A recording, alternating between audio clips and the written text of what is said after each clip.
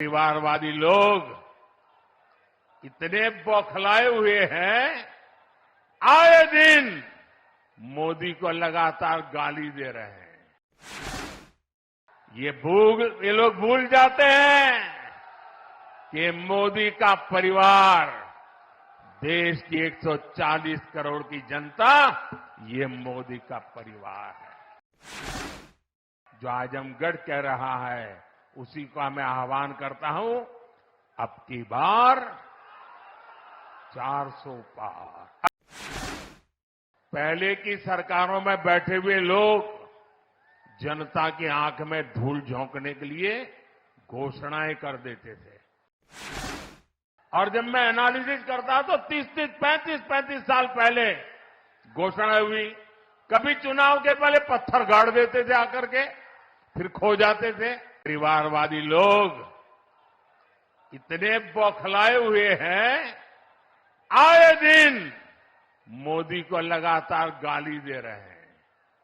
ये लोग कह रहे हैं कि मोदी का अपना परिवार नहीं है। ये लोग भूल जाते हैं कि मोदी का परिवार, देश की 140 करोड़ की जनता, ये मोदी का परिवार है। और इसलिए आज हिंदुस्तान के हर कोने से आवाज हो रही है, हर कोई कह रहा है, मैं हूं, मैं हूं, मैं हूं, मैं हूं। इस बार भी यूपी की पूरी सफाई में आजमगढ़ को पीछे नहीं रहना है। और मैं ये जानता हूं, मैं ये अच्छी तरह जानता हूं कि आजमगढ़ जोन चा जाला ऊ कर लेवला। इसलिए मैं इस धरती से यही आह्वान करता हूं, जो देश कह रहा है, जो उत्तर प्रदेश कह रहा है, जो आजमगढ़ कह रहा है, उसी का मैं आह्वान करता हूं, अब की बार 400 पार। अब की बार आप देखिए, पिछले कई दिनों से मेरे समय की मर्यादा के कारण मैं एक ही स्थान पर से देश के अनेकों प्रोजेक्ट का लोकार्पण कर रहा हूं। और जब लोग सुनते हैं कि देश में एक साथ इतने एयरपोर्ट, एक साथ इतने रेलवे स्टेशन, एक साथ इतने हवाई अड्डे, एक साथ इतने आईआईएम, एक साथ इतने एम्स, लोग अचरज हो जा रहे हैं।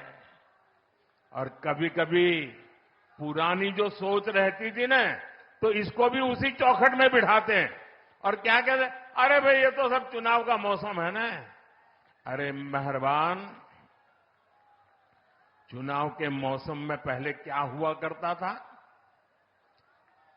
पहले की सरकारों में बैठे हुए लोग जनता की आंख में धूल झोंकने के लिए घोषणाएं कर देते थे।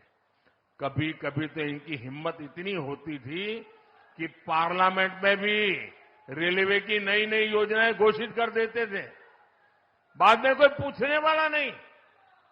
और जब मैं एनालिसिस करता तो 35 साल पहले घोषणा हुई। कभी चुनाव के पहले पत्थर गाड़ देते थे आकर के, फिर खो जाते थे। पत्थर भी खो जाते थे, नेता भी खो जाते थे। और आजमगढ़ का ये विकास जातिवाद, परिवारवाद और वोट बैंक के भरोसे बैठे इंडी गठबंधन की नींद उड़ा रहा है।